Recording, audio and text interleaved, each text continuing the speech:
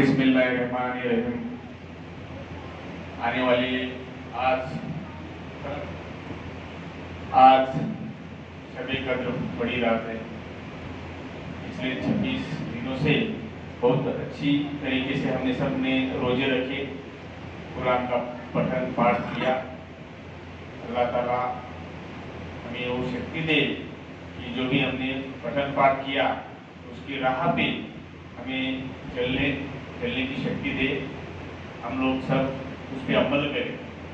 आने वाली ईद उल फित्र की, रमजान ईद की एडवांस में मैं सभी मुस्लिम भाइयों को बहुत बहुत मुबारकबाद देता हूँ। शुक्रिया।